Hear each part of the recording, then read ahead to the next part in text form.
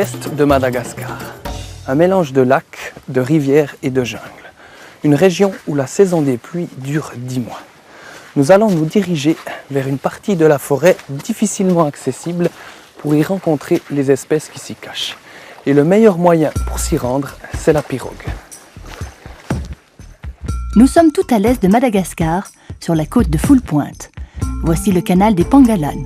C'est en réalité un ensemble de lagons, d'innombrables rivières d'eau douce, qui descendent vers la mer. En malgache, Pangalan, c'est le mot qui décrit les étroits bancs de sable qui séparaient à l'origine les nombreux lacs de la région. Mais il y a une centaine d'années, en 1901 précisément, les Français à qui appartenait l'île décidèrent de relier entre eux tous ces lacs pour faciliter les déplacements, car la mer au large était souvent agitée.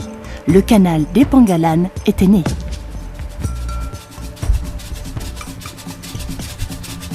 Tout au long de ces cours d'eau s'égrènent des villages ou des campements comme ici, où les habitants du village de Manambatu sont venus s'établir pour 3 mois sur les berges du lac Arasuabe.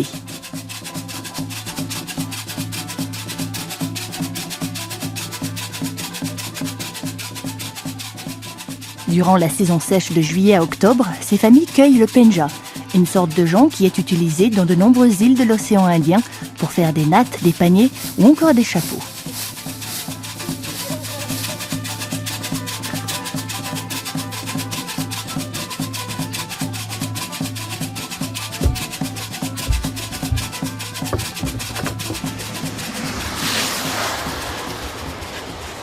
Lui, c'est Lébi.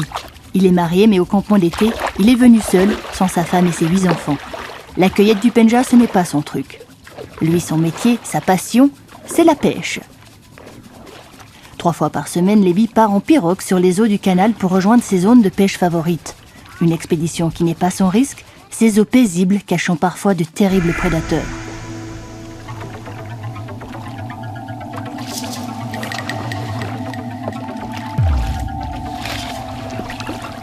Un crocodile, certainement pris au piège par des braconniers. On va essayer de le sortir de l'eau pour voir s'il n'a pas été blessé.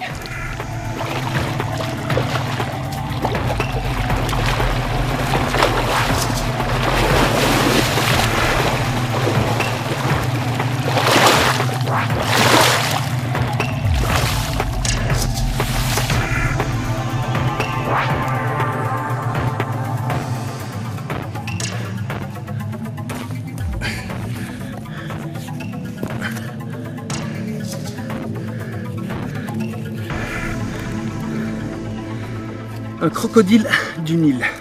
C'est la seule espèce que l'on trouve à Madagascar. Les autres ont toutes déjà disparu. D'ailleurs, celle-ci est en voie d'extinction. C'est sûr que c'est le travail des braconniers au lasso. Donc normalement, l'animal ne doit porter aucune blessure. Il a l'air épuisé. On va profiter de la situation pour lui rendre sa liberté. Voilà. Libre. Le crocodile du Nil, terriblement dangereux. Chaque année, des villageois imprudents se font piéger mortellement par ce grand reptile qui peut mesurer jusqu'à 7 mètres de long. Mais l'espèce est en voie de disparition, victime des braconniers qui les capturent pour leur peau, délaissant la viande sans même la consommer. Mais qu'on ne s'y trompe pas. Dans le reste de l'île, nombreux sont les malgaches qui vénèrent cet animal, en qui ils voient la réincarnation de leurs ancêtres.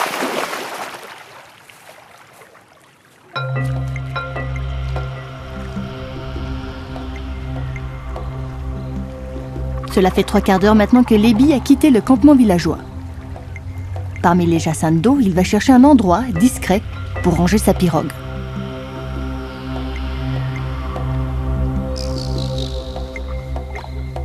La technique de chasse que pratique Lébi est ancestrale. C'est son père qui lui a enseigné à l'âge de 9 ans. Aujourd'hui, Lébi est le seul de sa région à pratiquer la pêche au tchoukoumba. Pour pratiquer cette pêche d'un autre âge, il faut connaître sur le bout des doigts les recoins du canal des Pangalan et les habitudes des poissons, évidemment. Lébi se dirige vers eux, justement, mais à pied pour ne pas les effrayer. L'approche est lente, mais l'enjeu est de taille, puisque Lébi ramène en général entre 6 à 10 kilos de poissons frais au village.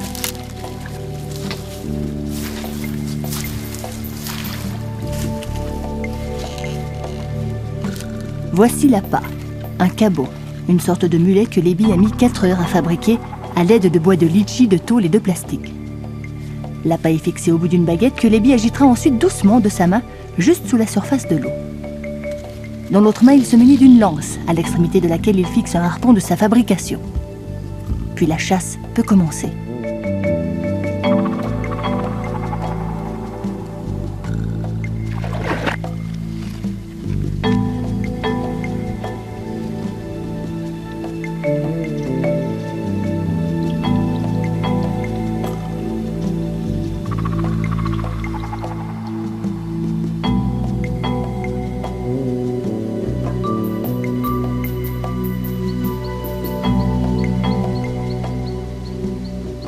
La plus grosse prise de Lébi date d'il y a quelques années, quand il avait capturé, grâce à sa technique efficace, un tilapia de 15 kilos.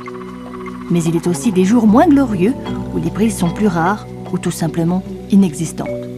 Dans ce cas-là, Lébi change d'endroit, prenant garde de se déplacer, sans faire d'ombre sur la rivière, afin de tromper des poissons attentifs au moindre mouvement.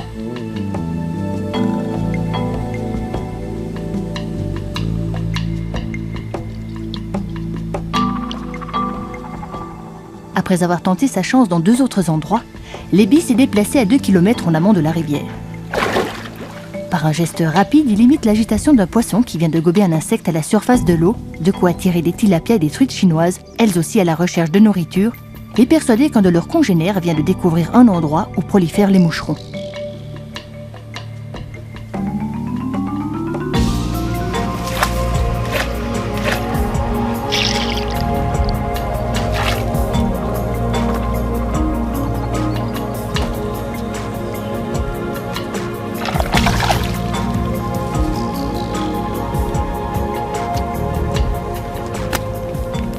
L'astuce cette fois-ci fonctionne à merveille. Lébi va attraper en 4 heures une dizaine de poissons. Oh. Tilapia.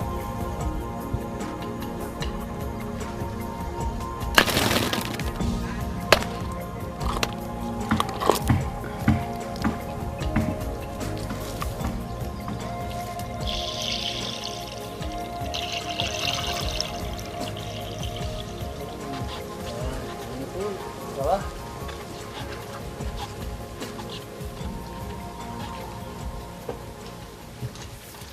Michi poisson? Tilapia? Tilapia. Tilapia. Tilapia. Masuk botok. Mas botok.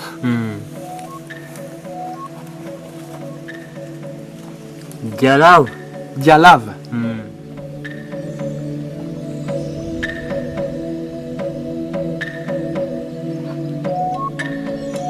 Apprendre à la pêche au Tchoukoumba n'est pas chose facile, à tel point que les jeunes du village de Lébi, attirés davantage par la ville de Tamatave à 300 km de là, renoncent à acquérir ces connaissances qui pourtant font partie de leur culture. Une culture qui s'étire tout au long des sinueuses rivières du canal jusqu'au fond de la jungle, comme ici, à la source d'un affluent à 10 km de la côte. Dans cet endroit protégé, chasse et coupe de bois sont totalement interdites.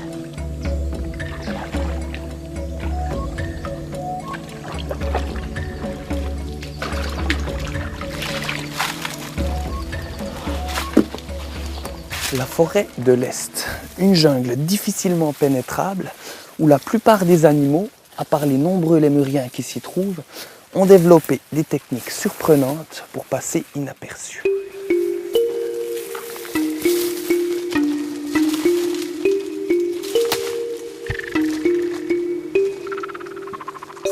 Un gecko Uroplatus, champion du camouflage.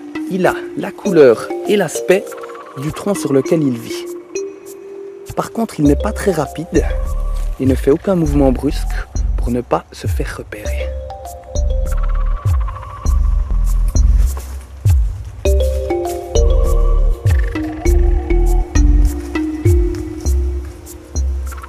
Un langa ou serpent-liane.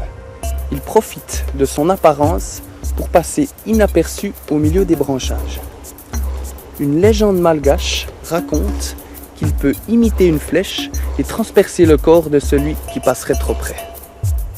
Dans ces régions très humides, où même durant la saison sèche il pleut jusqu'à 3 fois par jour, les différentes espèces animales ont toutes développé un moyen de protection commun, le camouflage.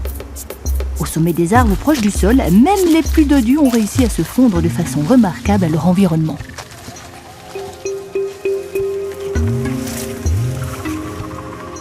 Un couple de caméléons Parsoni. Le mâle, que l'on reconnaît grâce à ses protubérances nasales, peut atteindre 65 cm. La femelle, légèrement plus petite, est toujours beaucoup plus colorée. Ce sont des caméléons robustes, assez calmes.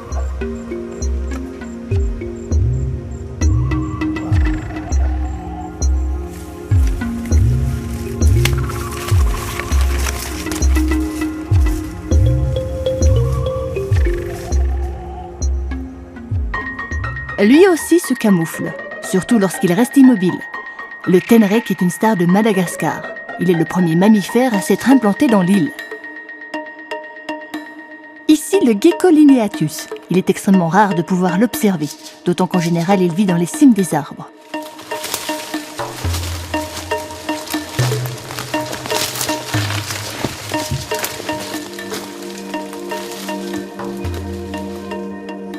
Ce lémurien, l'Indri, peut peser jusqu'à 7 kg. C'est le plus gros de tous. On le rencontre dans toutes les forêts de l'Est. Quand il n'est pas chassé, on peut l'approcher sans peine, car il est calme et pacifique.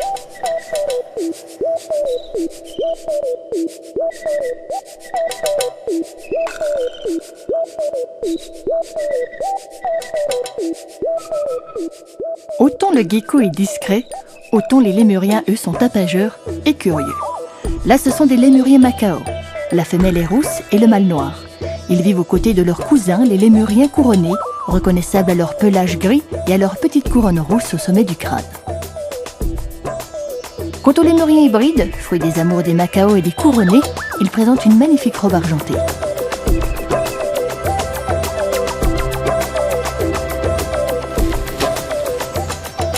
Des lémuriens varicia.